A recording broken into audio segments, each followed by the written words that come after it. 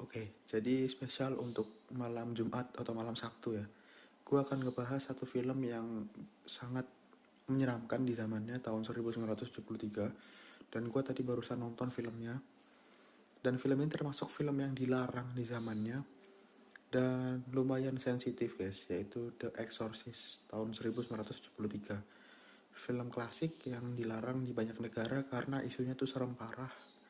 Kerasukan setan, eksorsisme, dan kekerasan agama. Jadi film ini tuh film horror legend, eksorsis yang dilarang di beberapa negara. Ceritanya gadis kecil bernama Regan yang kerasukan setan. Ada adegan eksorsisme ekstrim, dia muntah hijau, ngomong kasar, tubuhnya ngebelok aneh sampai yang nonton dulu kabur dari bioskop muntah atau pingsan gitu.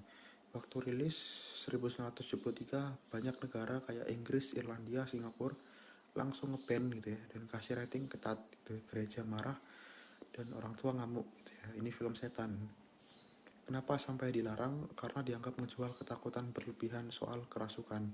Bisa ganggu iman orang, bikin orang ketakutan sama agama sendiri, bahkan katanya bikin orang nyobain ritual klinik gitu ya. Serem, ya kontroversial banget, ya tapi dianggap salah satu film terbaik sepanjang masa.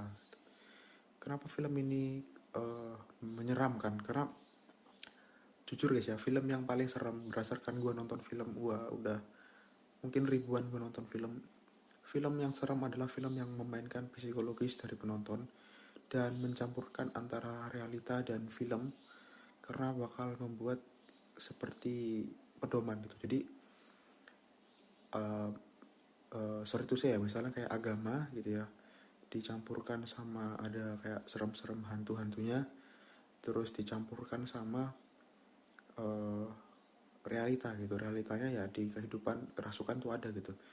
Nah film kayak begini tuh sangat menyeramkan dan mengganggu mental gitu ya, karena memang mungkin ada yang kejadian gitu ya, tapi takutnya itu bakal terngiang-ngiang di kepala gitu ya. Karena memang film-film seperti ini tuh lumayan mengerikan dan uh, keyakinan ya. Jadi salah satu dasarnya manusia itu keyakinan.